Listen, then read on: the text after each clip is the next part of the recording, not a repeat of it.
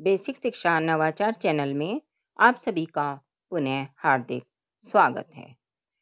आज की वीडियो में हम अनिवार्य संस्कृत कक्षा 7 के द्वितीय पाठ काकशृगालयोः कथा का हिंदी अनुवाद करेंगे। द्वितीय पाठ, दूसरा पाठ, काकशृगालयोः कथा। काक का अर्थ है कौवा, शृगालयोः शृगाली अर्थात लोमड़ी, कोए और लोमड़ी की कथा कहानी। इस पाठ में हम कोए और लोमड़ी की कहानी पढ़ेंगे। लंग लकार, इस पाठ में लंग लकार का प्रयोग किया गया है। लंग लकार का प्रयोग भूतकाल में किया जाता है। तो चलिए हम अब इस पाठ को पढ़ते हैं। एकदा एकः काकः बुभुक्षितः आसीत्। एकदा एक बार, एकः काकः एक कौवा, बुभुक्षितः भूखा, आसीत् था, एक बार एक कौवा भूखा था। भोजनं प्राप्तुं, भोजन प्राप्त करने के लिए, सः वह, इतस्ततः इधर उधर, अभ्रमत घूमा, भोजन प्राप्त करने के लिए वह इधर से उधर घूमा। सहसा अचानक, सह उसे एकाम रोटिकाम, एक रोटी, प्राप्तवान प्राप्त हुई, अचानक से उसने एक रोटी प्राप्त की। सह एकस्य वृक्षस्य शाखायाः उपरि उपाविशत। सह वह, एकस्य वृक्षस्य एक पेड़ की, शाखायाः शाखा के, उपरि ऊपर, उपाविशत बैठ गया, वह एक पेड़ की शाखा के ऊपर बैठ गया।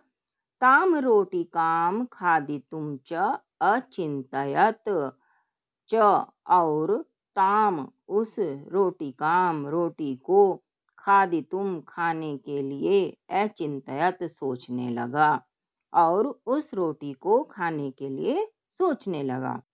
तदेव एका शृगाली, तदेव तभी, एका शृगाली एक लोमड़ी ने, काकम कोए को, रोटिकाम च और रोटी को, अपश्यत देखा, तभी एक लोमड़ी ने कोए को और रोटी को देखा।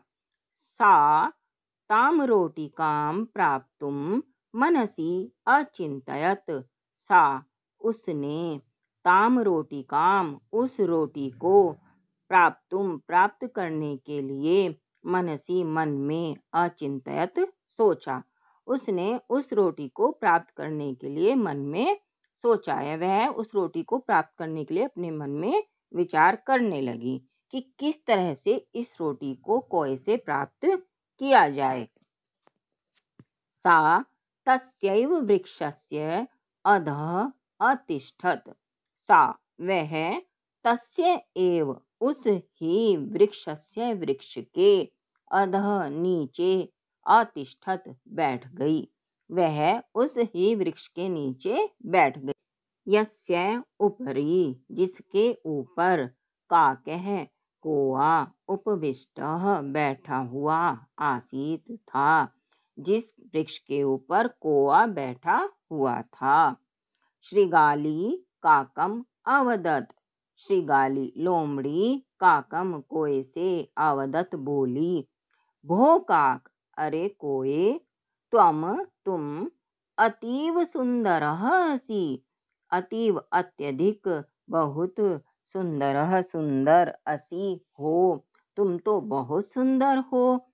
तव वर्णः, तव तुम्हारा, वर्णः रंग, मोहकः अस्ति सुंदर है, तुम्हारा रंग भी बहुत सुंदर है।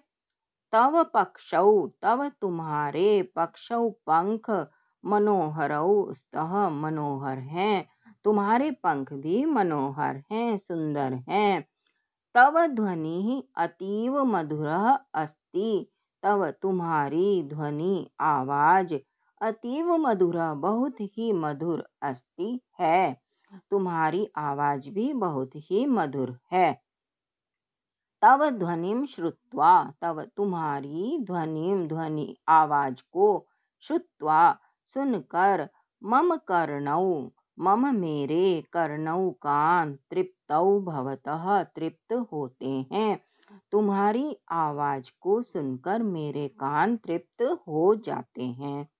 स्वप्रशंसाम श्रुत्वा, अपनी प्रशंसा, श्रुत्वा सुनकर, का कह कोआ, अति प्रसन्न अत्यधिक प्रसन्न, अभवत हो गया।